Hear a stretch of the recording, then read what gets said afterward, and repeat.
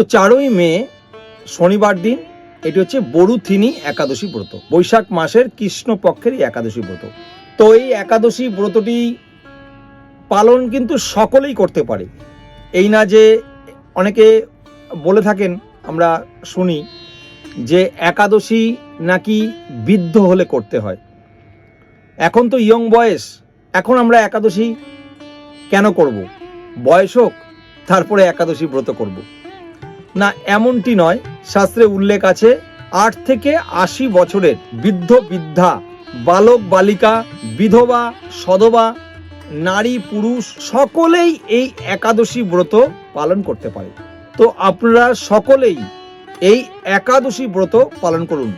বিশুদ্ধ শাস্ত্রীয় সিদ্ধান্ত অনুযায়ী প্রতিটা একাদশী 8 থেকে 80 বছরের সকল নারী পুরুষরা এই একাদশী ব্রত করতে পারে।